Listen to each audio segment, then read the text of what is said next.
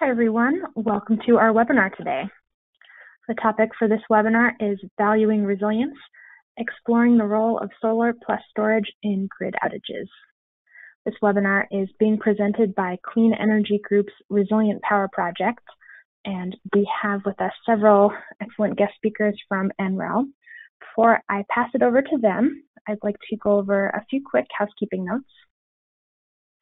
All of our attendees for this webinar are in listen-only mode. You have a couple of options to join the audio portion of this webinar. You can call in using the computer mic and speakers, or you can connect via telephone.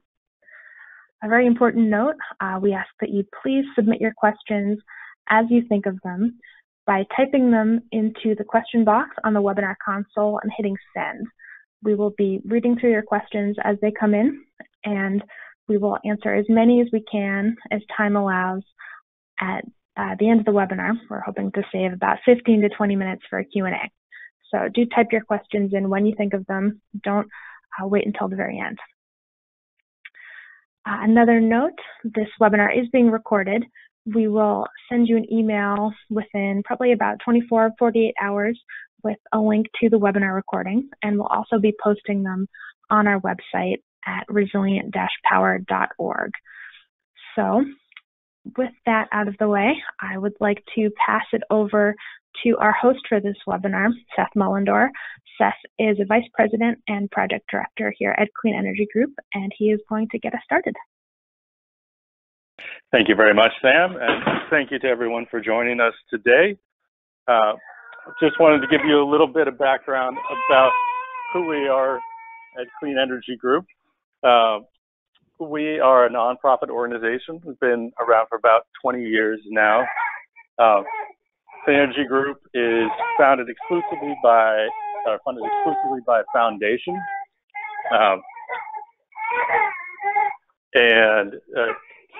Sorry about the background noise here.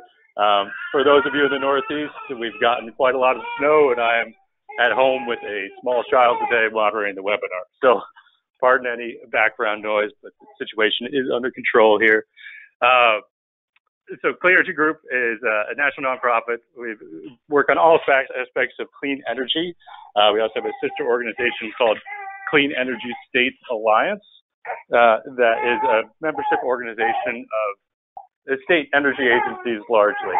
Sam, if you'll move to the next slide.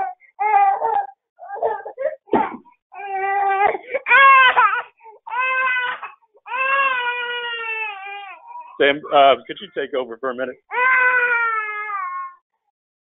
Sure, no problem. So the Resilient Power Project is, you can find all of our resources and a lot more information about it at resilient-power.org.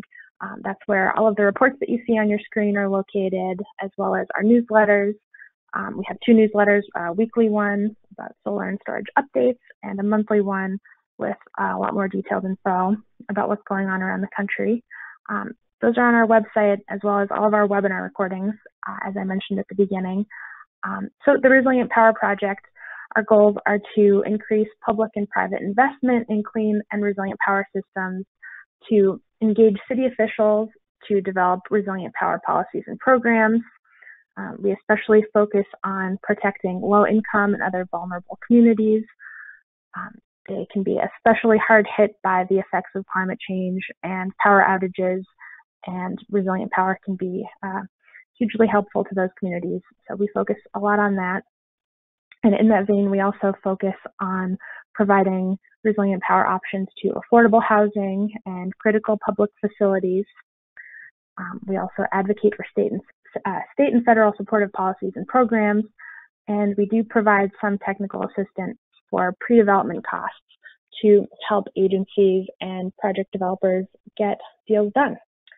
So that's just a little bit of background on the project, and like I said, you can also find a lot more about us and our work and all kinds of resources on our website, resilient-power.org. Thanks, Sam. I am back now. And okay, great. Sorry for the interruption, everyone, but everything's under control over here. So resiliency is our topic for today, and that's a very important subject for all of us in the Northeast right now, particularly because we did get about 2 feet of snow over the past couple of days, which has caused a lot of problems and a lot of power outages all across the region. We are lucky enough today to have some great presenters from the National Renewable Energy Lab here. We have Eliza Hotchkiss, Nick Laws, and Joyce McLaren. Eliza is a disaster recovery and resilience lead within the Market and Policy Analysis Group in the Strategic Energy Analysis Center at NREL. And her work focuses on international sustainable development strategies, disaster recovery and resilience. And as part of a team of experts deployed across the nation to support FEMA with disaster recovery, Eliza has seen impacts of natural disasters on communities firsthand and contributed to numerous recovery and preparedness plans. Those lessons have been applied in the Caribbean, Pacific Islands, Africa, and across the United States to identify ways to increase the resiliency of communities and nations. Nick Laws, his work at NREL primarily revolves around REOP, which is a techno-economic optimization model for determining the best mix of renewable energy and fossil fuel resources required to meet a range of goals, including cost savings, pollution reductions, and renewable energy portfolios. As a member of the REOP team, Nick is continuously adapting the REOP model to accommodate the latest technologies, market factors, and user goals. At a broad level, Nick's research interests are identifying and overcoming the technical and market hurdles to integrated distributed renewable energy resources, as well as the electrification of the energy economy. At the distribution edge, Nick is interested in control strategies and the Internet of Things for integrating smart buildings and electric vehicles into the electricity grid with win-win strategies for consumers and utilities. Joyce McLaren is a member of the Markets and Policy Analysis Group in the Strategic Energy Analysis Center at NREL and researches emerging solar+storage markets, the impacts of regulation and policy on solar adoption, distributed solar business models, utility rate structures for solar, and other renewable energy policies and market adoption. She has a PhD in science and technology from the University of Sussex and applies her research expertise on a regular basis at NREL, including the research behind the paper that was just published on valuing solar resilience. So with that, I am going to turn it over to the folks at NREL.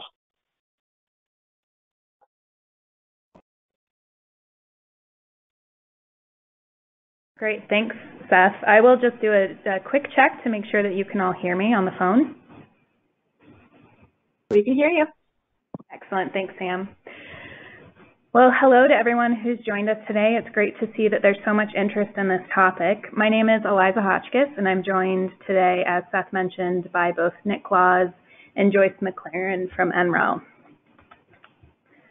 We're going to talk today about how to value resilience, but before we dive into it, it's important to get a little bit of background information. I'm sure many of you on the phone are aware of who NREL is and what we do, but just in case there are a few of you who don't know, we are a U.S. Department of Energy laboratory in the National Laboratory System. We have about 1,700 employees here at the laboratory, and we are the only lab that focuses specifically on energy efficiency and renewable energy research. We've been doing this for just over 40 years. Last year we celebrated our 40th anniversary, and we are really excited about a lot of the groundbreaking work that we do here at the laboratory. Today we're going to go through a resilience overview, talk about energy resilience, and then how to incorporate resilience into solar PV systems before we talk about the valuation of resilience. And then, as Sam mentioned, we will have about 15 to 20 minutes at the end of the presentation for any questions and answers that you might have.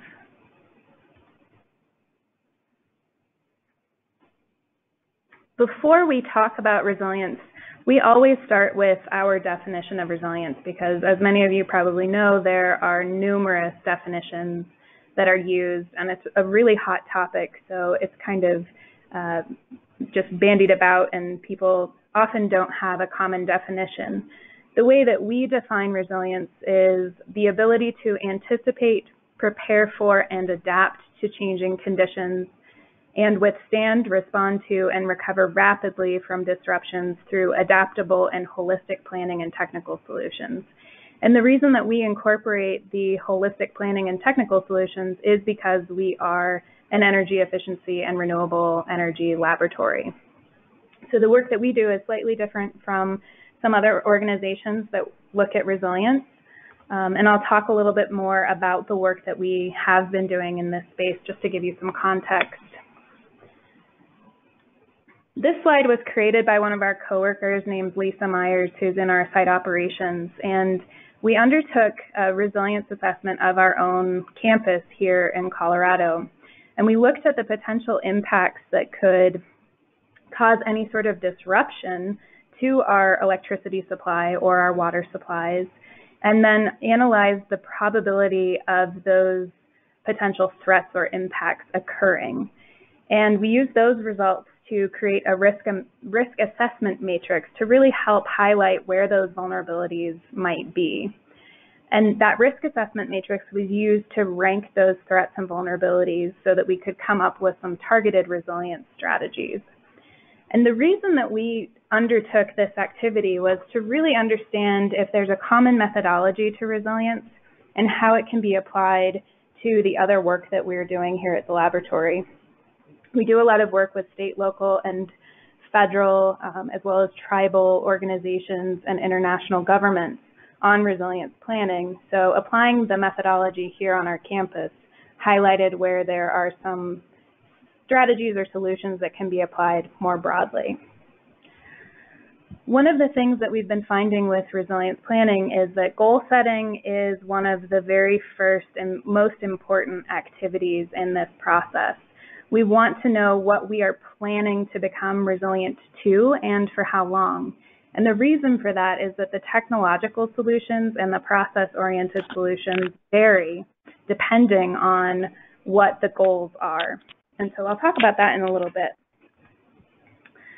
When we look at resilience, we're looking at a lot of different solutions or strategies that can build resilience, but we know that a lot of cities and states, local governments have limited resources, so it's important to make sure that this is done in an integrated way.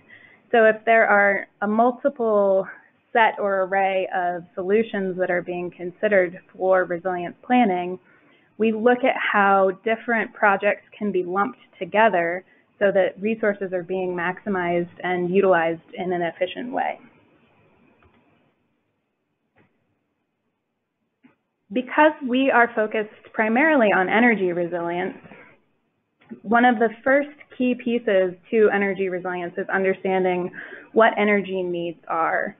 It's important to understand the load profiles and critical loads within different facilities or end consumers, to understand the electricity mix and how it's generated and then transmitted and distributed, and then understanding common causes of energy disruptions. So if you're in the Northeast and you're experiencing ice storms or heavy snowstorms that are causing different transmission and distribution systems to fail, it's important to know that that is a commonality so that you know how to become more resilient and what mitigation strategies can be utilized. We look at a lot of the common mitigation measures that are used for grid resilience, and they're utilized to address various vulnerabilities and threats depending on where in the country you are or how old your infrastructure might be.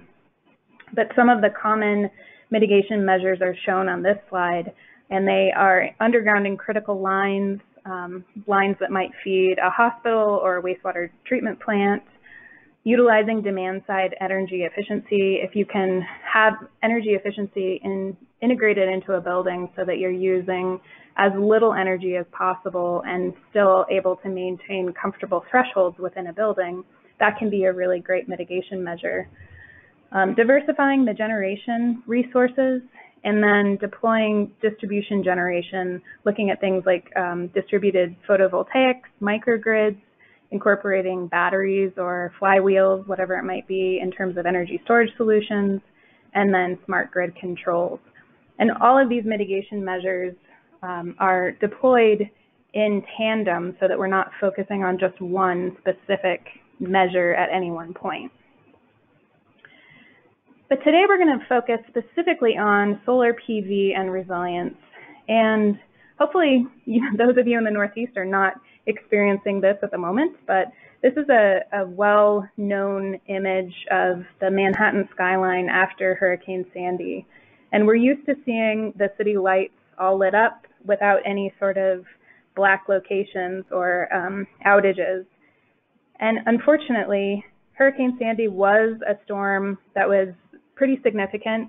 It knocked out power for millions of people for about 3 weeks, and it exposed a lot of the vulnerabilities within our grid system along the eastern seaboard. And what we found after Hurricane Sandy is that a lot of on-site renewable energy technologies were in place within different states and localities along the eastern seaboard, but that on-site renewable energy technology did not operate with grid outages. And so we've learned that just by having on-site generation, you're not going to have a resilient system. There are a number of different components that need to be incorporated to create a resilient energy system. When we're thinking about solar photovoltaics and resilience, it's really important to understand the flow of that electricity from the PV array to the end user within a building. And if you're looking at a critical facility like a hospital or a police dispatch center and you're isolating critical loads, we need to know what the size of that load is and then meet the size of that load with the appropriately sized panel. So having the combination of a PV module or array, the direct current charge controller, but then also having those control strategies in place ahead of a grid outage, along with energy storage, something like a battery, is going to increase the resilience of that site longer term.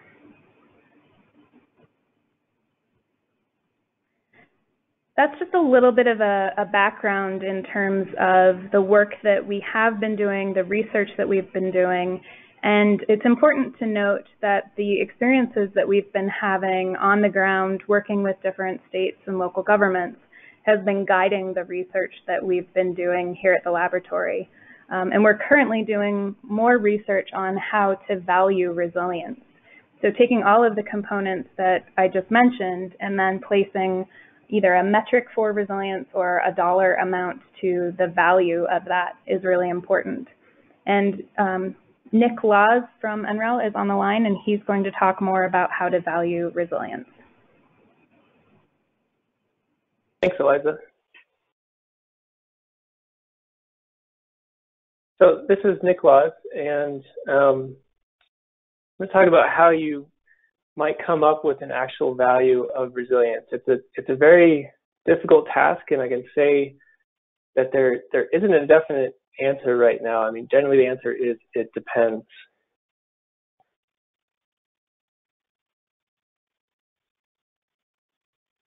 So can you guys see my mouse right now? When you move it, yes.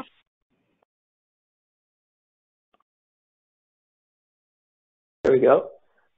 So I've tried to break this down into 3 pieces in order to come up with the value of resilience. It starts with your perspective. So what matters to you will determine how you're going to come up with a quantity for resilience or a metric. And whatever metric you come up with will determine how you're going to assign value to that metric. Sorry, I've got a delay here. I'm getting back to slide 21. And on slide 21, I'm showing that this sort of process of stepping through each one of these pieces of perspective, metric, and value. And on the right, I've shown an example of perspective from one of my favorite cartoonists. You can't see it. There's a chicken carrying a human baby back towards the coop as a woman carries eggs from the chicken coop back in her house. So this perspective piece is just the first step in the process. And then I'm also showing an example from material science of a definite quantity of resilience. And I wish it were this easy when we're talking about energy systems. But in material science, they have a thing known as the modulus of resilience, which is the area under the stress strain curve up to the yield stress. So the first part of this process is the perspective, or what matters to you. And what I'm showing here is that you can take perspective along any part of the size scale of energy systems, all the way up to global and interdependent energy systems, down to a single building scale. And not only does the size matter, but also which side you might be on any of these pieces. For example, on the utility level, you could be behind the meter perspective. You could be a governmental or non-governmental entity, or you could be a profit or nonprofit business, for example. And so what perspective you're coming from is going to determine what metric you would use in order to quantify the resilience of your system. And I'm showing some examples here from three different perspectives: the utility perspective, the community perspective, and the business perspective. But the takeaway is that there's many more metrics than the examples I'm showing here, and there's still no agreement on what is the best metric or universally accepted values. By far the most, the largest amount of metrics are from the utility perspective, because they've been thinking about this for longer than most folks. And you can find more examples in that PDF link at the bottom of the slide. So once you've come up with a metric, you may or may not already have a dollar value assigned or as part of that metric to help you make decisions about your energy system. So I'm just providing a couple examples here with dollar values for resilience from two ends of the spectrum. So on the kind of a macroscopic end, you could take a nation or national perspective and take your gross domestic product, divide that by your nation's total annual energy consumption, and come up with a proxy for your cost of outages. So this would, presume that this is production lost during outages. On a more microscopic level, this is an example from some work NREL has done with Department of Defense installations. And what we're seeing is, as a function of the outage duration in hours on the horizontal axis, how much you would value your resilience in terms of your peak load, your peak critical load during outages. We have two different scenarios shown there. And this is, as you can imagine, a fairly in-depth and lengthy process that involves site visits, surveys, and interviews in order to come up with these values. And it's especially helpful if they've recently experienced actual outages. Makes it much easier to quantify these numbers. What I'd like to do next is actually sort of take you through an example of this process with a tractable problem. So we've done this at NREL from the commercial building owner perspective, using the unmet critical load as our metric and assigning a value of lost load in order to value the resilience of an energy system. So even among or within the value of lost load, there are many ways to come up with this dollar per kWh value is the most typical unit. Sometimes you'll see it as in that Miramar example in dollars per kW or demand rather than energy. But they can be broadly categorized into direct and indirect methods. And the direct methods are more or less survey methods, and those are the most commonly used ones. And for this study, we use the willingness to pay for avoidance method. And Lawrence Berkeley Laboratory has released or published this ICE calculator. It stands for Interruption Cost Estimator. And what they've done is painstakingly got access to actual utility customer surveys that asked their electricity customers how much they would be willing to pay for shorter duration outages less than 24 hours. And so they have over 100,000 different customer samples that they fit regression models to, and anybody can access this ICE calculator online. Below, at the bottom there is a publication that explains all of the work behind that. But we used values from the ICE calculator to determine the value of lost load for the buildings within our study, which were the commercial reference buildings from Department of Energy. So these are modeled load profiles. So using this value of lost load, we put this into the optimization equation of REOP, which is renewable energy optimization. And there's a lot of information on this slide, so I'll walk you through it. The objective function here is to minimize your life cycle costs of electricity for your building. So on the left are your business as usual costs for a presumed life cycle of 25 years. So you can see this utility rate has an energy component and a demand component, and then the outage cost for the site over that period is presumed to be about $42,000 or 3% of your electricity cost. So in the bar chart, what you'll see is when we don't consider this value of lost load or this value of resilience, it is cost optimal for this site or building to install a 113 kW PV system and a small 1-hour battery with a 5 kW inverter. So to purchase that system, you'll see in the brownish red bar, it's about $130,000. But in operating that system with your building during grid connected times, you can save the blue portion, which is about $155,000, for a difference or net present value of $29,000. So not even considering the value of resilience, this site has a cost optimal solar and storage system. Now on the right, when we do consider the value of resilience, the takeaway here is that you should actually upsize your system in order to capture the avoided outage costs, which are shown in the green part there. And so for this particular scenario, it was cost optimal to survive 100% of the presumed or modeled outages and capture all $42,000 of that potential value for essentially a doubling of the net present value as compared to the scenario without resilience values.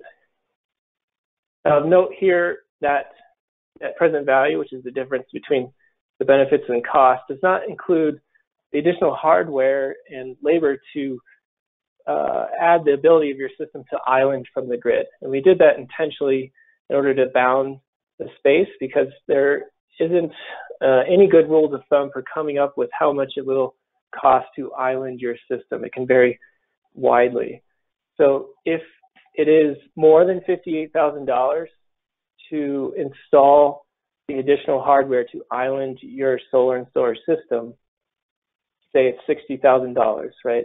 $2,000 more than the NPV, then your cost optimal solution is actually to build a smaller system, which will give you the $29,000 NPV.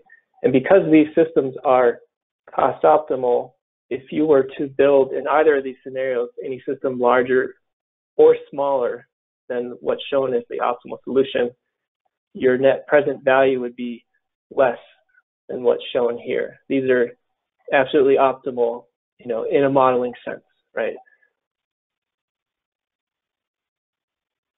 So that is a scenario where, without considering the value of resilience, you already have a cost optimal solar and storage system. What I'm showing here is another scenario, a different building with a different rate tariff.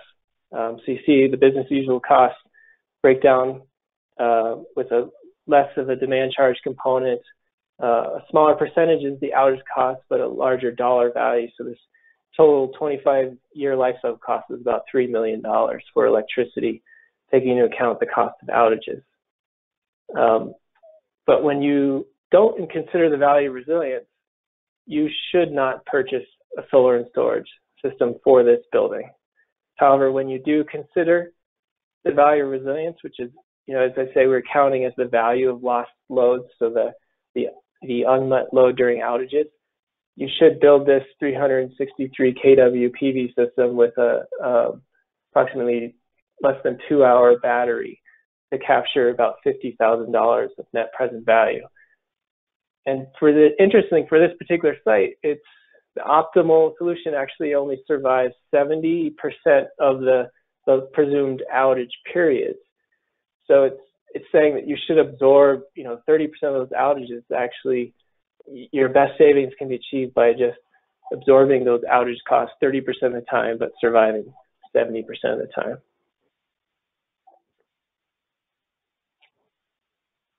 Lastly, I wanted to mention we're currently working on a different perspective, which is the insurance industry, and we're thinking of this in terms of not only valuing resiliency, but monetizing it and trying to think about ways that you can take it to the bank, right, and actually finance your resilient energy system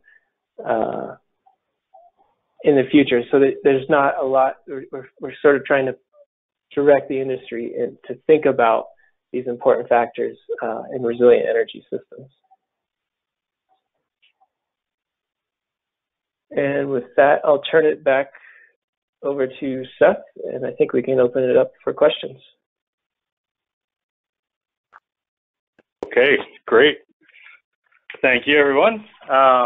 So we do have a few questions. I encourage everyone that has a question that hasn't submitted it yet to do so now. Just to let you know, these slides will be available.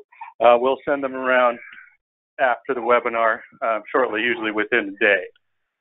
So the first question comes asking about the types of consultants that can be engaged to calculate the value of solar and storage. And what types of folks can you engage to help with a feasibility study for a project?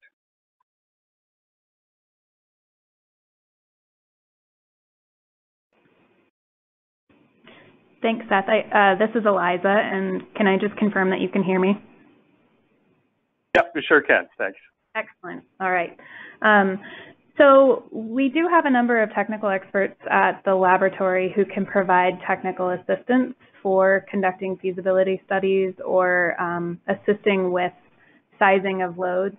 There are also some different private firms that might be able to assess those needs. It really depends on your geographic location and what industry is available to you. So if you do have more specific questions about that, feel free to email either Nick or myself. Our email addresses are on the slide that's on the screen now, and we'd be happy to help you find someone who can help with that. Great, and I'll just put go ahead, Nick. Maybe you're going to do the same thing. I was going to make a plug for reop.nrel.gov has a screening tool for sizing solar and storage systems. So it has the,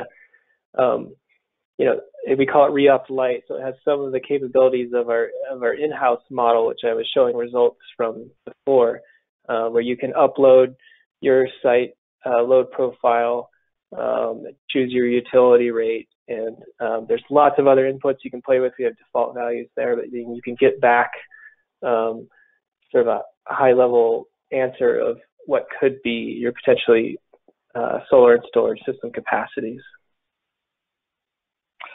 Yeah, and I'll add to that anyone that's a nonprofit that's working with disadvantaged communities, Clean Energy Group through our Resilient Power Project can help with those assessments and can help with showing you how to use the Reop tool. We're happy to do that. So just reach out to us if that's the case. So this is an interesting question, and it comes, the example they give is Puerto Rico. The question is what if we are fundamentally mispricing risk? So in the case of Puerto Rico, it's been 6 months since Hurricane Maria came through, and there are still people without power. The risk analysis was vastly understated, therefore the price per kilowatt hour would be substantially higher if it was accurately valued. So how do you account for cases like that? That really is a great question, Seth. We talk about this a lot internally. One of the research studies that we're doing currently is a laboratory-directed research and development project on monetizing and valuing resilience. And we do find that the time scale that you're without power impacts the value of resilient systems. So Puerto Rico is a great case study in terms of if their grid outage had lasted for 3 days, they would place a very different value on resilience than they do after not having it for months on end. And so that is something that we are applying to the research that we're doing and hoping to come up with a more definitive answer, as Nick mentioned, to help guide those discussions a little bit further. Great, thank you. And a question for Nick about slide 26 and 27, the case where the island cost was prohibitive and you don't island. The person wants to know, why would you include the cost of batteries? Shouldn't the comparison just be of a straight PV system?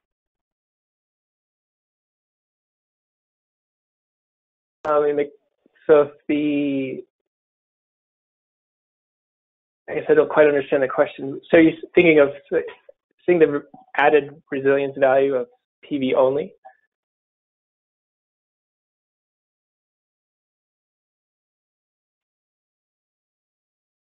I guess I'll try to answer it that way. So if you think about, it's possible to get some, what you might call part-time resiliency from a PV only system, right? So as long as the sun's shining, you'll get whatever you get from your PV system, and you can use that to meet what loads you have during the daytime. This optimization model that we use to come up with these solutions looks at the entire year of the load profile. So it's taking into account meeting your critical load during the day and the nighttime. And so that's why it's coming up with a Solar+Storage system. But of course, if you're able to meet your critical load with just during the daytime, and you're okay with just riding the night through with candles, then solar only could be a viable solution. Okay, yeah, and I'm not clear exactly on the question either. Some of it may be that the added value that storage can bring to situations, where even if you couldn't get that resiliency value out of it, it doesn't mean that it wouldn't be valuable to put in a battery for reducing demand charges or switching or shifting usage under time of use rates. Right, and that's the blue part. So go ahead. The benefits, in those bar charts, the blue parts are showing essentially your bill reduction benefits, right? And so this is taking into account reducing energy and reducing demand charges, in addition to reducing your outage costs all at the same time. Great. So actually, Sam, if you could throw up that slide, it might be helpful for people to get a better idea of that.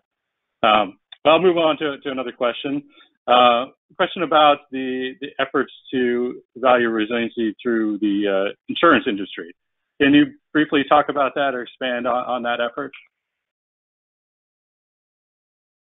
So we'll have a paper hopefully publishing in the next month or so.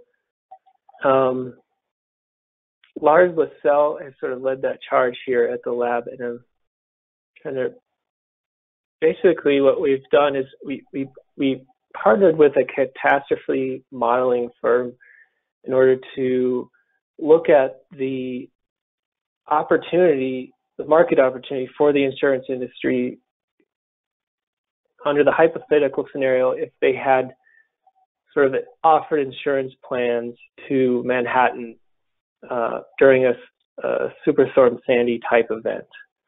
So we attempted to actually quantify, how much damage could be prevented and look at sort of insurance premiums and how much benefit there is there for the insurance industry to offer plans that actually take into account buildings being able to island during outages, right? So during an outage, a building that could island and ride through would be able to avoid what's called business interruption losses.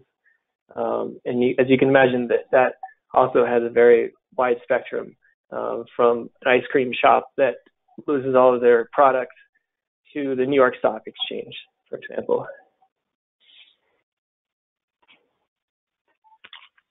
Great. So I know you went into the methodology some for how you derived the values of resilience that were used in this. There was a question about why the values were different in the two examples that were shown. Not sure if that's something that you can go into, why the different buildings types might have pretty vastly different values for resilience. Sure. So we, this particular study, we took, as I mentioned, the values from the ICE calculator, which are broken down by residential and commercial and industrial. So we're using commercial buildings here. So we started with that category. So those values are, again, from utility surveys. So they're interviewing residential customers, commercial customers, industrial customers. So we started with those. But then we also, so those will give us $1 per kilowatt hour value. And then we turn those into $1 per hour value using the average critical load of the site. And there's a lot behind these bar charts, and I could spend all day explaining them, but we have also a publication coming out, which the title is down there at the bottom of the slide. And you can expect to see that very soon. We're in the review process right now, and that gives all the nitty-gritty details of how we came up with these values and put them into the optimization model. Okay, great. Seth, would you mind if I just followed on from that? There is more. Sure. There are a lot of complexities with these different models, but I think the paper that Clean Energy Group and NREL published on valuing the resilience provided by solar and battery energy storage systems does a really great job of breaking down different components or considerations within these types of modeling projects, and it does identify different end users in terms of primary schools, large offices, or a hotel by their different loads. So that might be a good reference point as well. Great, thanks for that. And for those of you that haven't seen that, perhaps we could send them around a link to that when we send around a link to the recording of the presentation, so you can all have access to that paper. So a question about the NREL Resiliency Initiative, that it looks to be indoor building focused.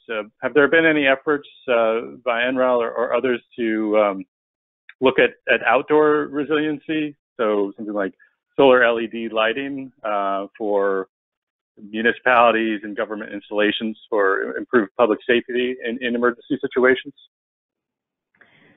Yeah, with a lot of the on-the-ground technical support that we provide, working with states or local governments or with different countries, we do apply those types of holistic approaches to resilience. So obviously, if you're just focusing on one piece of a city or a system, that's not going to increase the resilience overall. And what we really try to do is think bigger picture about how resilience can be incorporated at all levels. So if it is reducing those needs, you're increasing the public safety by having solar LED streetlights, then that's a great solution for providing power when there is a grid outage, but then also providing power to those critical lights for safety and security. So that's a really great example. Yeah, that is great. You know, a lot of times we just think about the insides of buildings, but there's so much going on in emergencies that there's a lot more to think about. A question back to the insurance case. Are you aware in your research so far, are there any insurance companies that are willing to decrease premiums based on resilience measures yet? I guess they could be existing measures, or new areas such as solar and storage? Not that I'm aware of. We did find at least one example where the utility was the insurance company was offering sort of essentially a upfront coupon, like a cash amount for installing backup generators. So they would give you a slightly lower premium if you used their program to install backup generation, but there wasn't any specifics, on solar or storage or renewables at all. So it is a relatively untapped market. That there are business interruption policies out there, but they haven't been. There's not any language that I'm aware of that directly ties to having a resilient building or energy system within your plan. Okay, so this is a bit related to that. Talking about something like a data center where continuity is extremely important, and even a small power outage can incur a very big loss to a facility, or even a total loss to a facility if there isn't redundancy. Is that something that you focused on, and is it fair for those types of facilities to assume the value of lost load is this kind of all or nothing situation where everything could be affected and lost in an outage situation if there is no reliable backup power? Yes, we haven't dived very deeply into that problem, but I could say, for sure that these large data centers, Google, Amazon, they are taking into account the value of lost load. And, I don't know if there's any citable numbers, but as you can imagine, they're huge. Like if any one Google server goes down, I think they're losing on the order of $50,000 or $100,000 by the minute, just in ad revenues, and the amount of money they have to put into just customer service and dealing with a problem like that is huge. So those sorts of uninterruptible loads are definitely thinking about this problem, and there are, they have very hardened solutions to keep their data centers running. Great. So this is an easier question. Where is the NREL calculator located, the re-op flight? And maybe just a little bit more on what that actually is and what it does. Sure. It's at reopt, reopt.nrel.gov/tool. And at reopt.nrel.gov, you can find lots of other information related to the tool.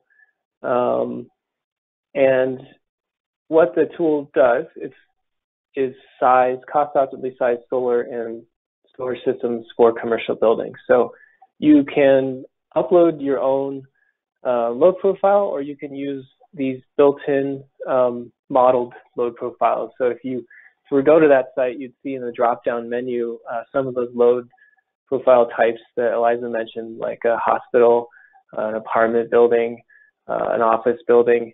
And so these are models that were built from Energy Plus, which creates load profiles based off of HVAC programs and occupancy schedules. So the Reopt Lite web tool will determine your best system, if any, in order to minimize your electricity bills.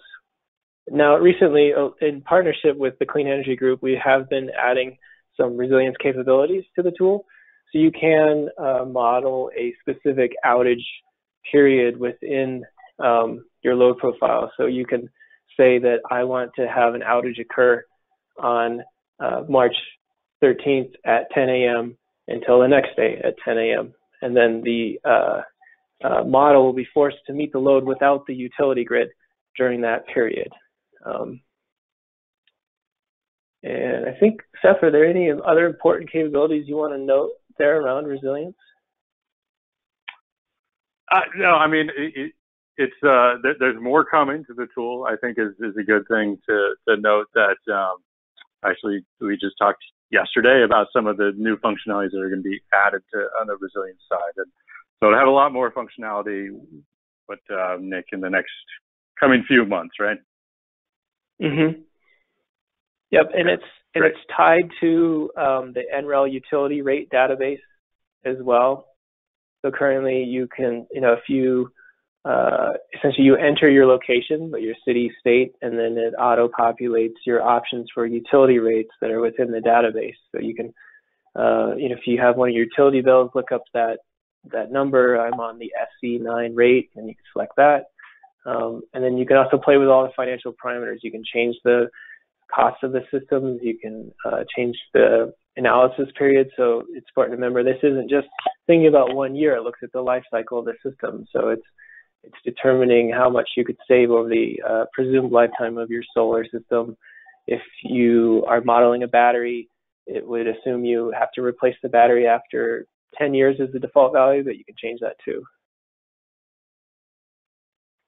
Yeah, and stay tuned for folks. As soon as the additional functionality is there, we will definitely be having another webinar on that to show everybody what it can do and how it works. So stay tuned for that. Speaking of outages, there's a question on what informs the likelihood and duration of an outage. Is there a historical database, and how does that vary from region to region? So utilities do report some metrics to the Energy Information Administration, or EIA, and those include average interruption durations, known as CAIDI. So it's the Customer Average Interruption Duration Index.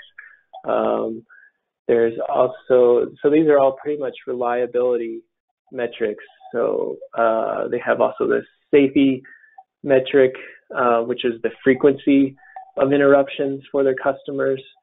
And these can be found on the EIA.org website because they're reporting these each year.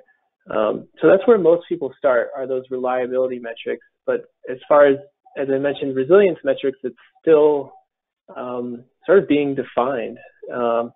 And utilities are definitely thinking about this, but it's still an open question on what are the definite and most useful resilience metrics. Great. Yeah, it's a difficult question. I know that there are those average durations of it. It does vary so much from region to region, utility to utility, and even down to the feeder lines on the system. Can really depend on what the outages look like. So it's a very much a wide variety of numbers throughout even an individual utility territory. A question about microgrid hardware.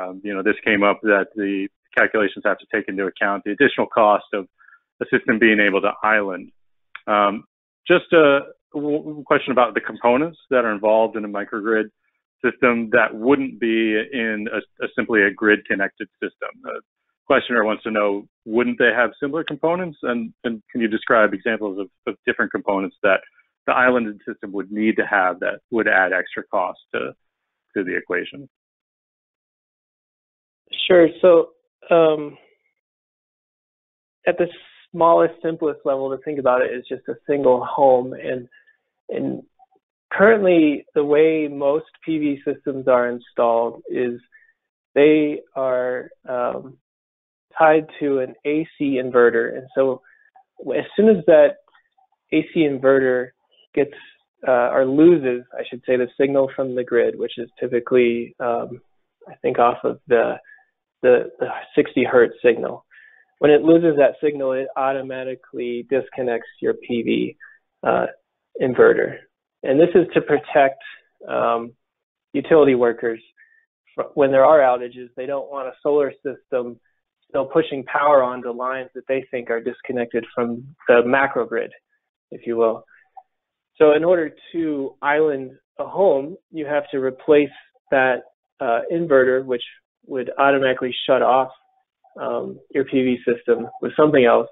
So that's the starting point. And then going from the solar system into your house, you would need a whole nother electrical panel with fuses and the associated wires connected to your critical load components or outlets or whatever you may have that you want to be able to still run during a grid outage, because your existing electrical panel on your house is directly connected to the grid. And so when that grid goes down, your panel is no longer getting power. So you sort of at just the simple one building level, you need all the wires, breakers, switches that connect your distributed energy system to your loads.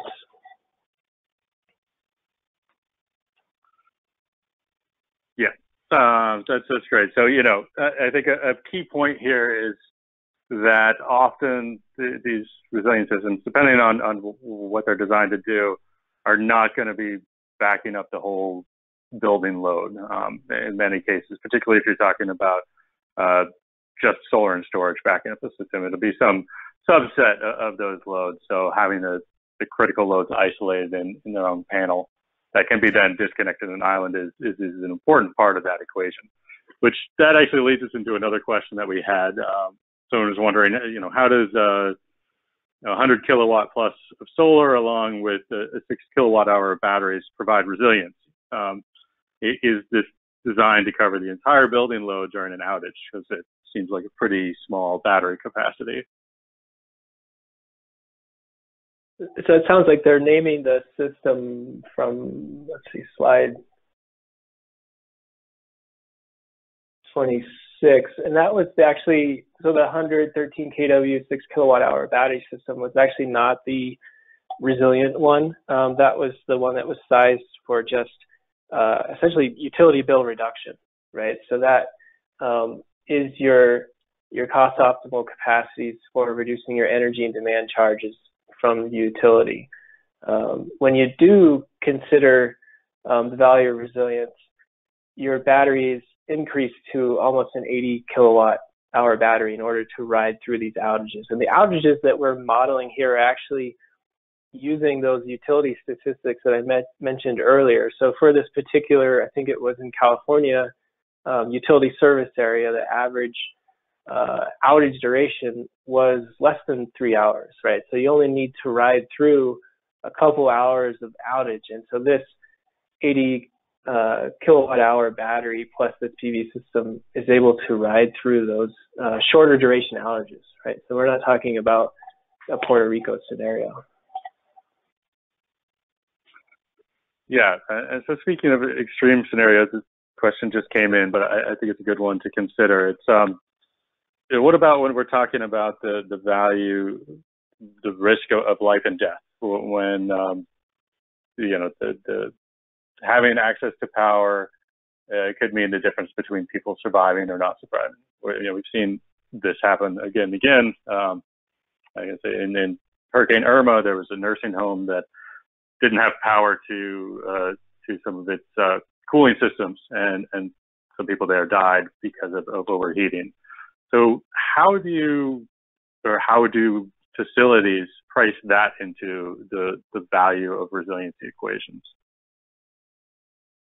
Yeah, that's a really tough question, and it goes back to that perspective part, right? So once you're taking the perspective of lives depend on this energy system, I'd say we have to go to actuary science, right? And if you actually want to assign dollar values to lives, there are actuaries that do that for, the healthcare industry, airlines take that into account. So, but I don't have a good answer for that. That's a really tough question. Yeah, and I think that for obvious reasons, those are numbers that are not widely publicly available, that folks that do deal with life and death situations like that and life and death calculations keep it pretty close internally and then don't share that publicly. So a difficult question. I see we're out of time now. We did get through most of the questions. I know some folks did not get their questions answered. So For those that did not, I'm sorry we didn't get to your questions. I do encourage you to reach out to our presenters today or to myself at Clean Energy Group. I'll be happy to direct your question to the proper person as well. Thank you for joining us today. Thank you to all our presenters. This was a lot of great information. We had a lot of very positive feedback from folks that got a lot of information out of this. So thanks to everyone, and I'm going to hand it over to Sam now for some final thoughts. Great, thank you, Seth. So I do want to let everyone know about some upcoming webinars that we have. We've got one on the books for the end of March. The topic is new financing options for Solar+Storage in low-income communities.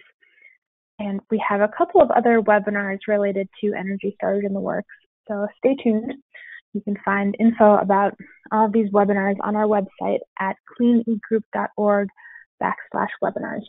And I'll put our contact info up on the screen again in case you would like to reach out to Seth for more information, or check out our website or our social media pages to see what else we've got in store and what other resources we have. So thank you everybody for joining us, and we will see you hopefully at the next webinar.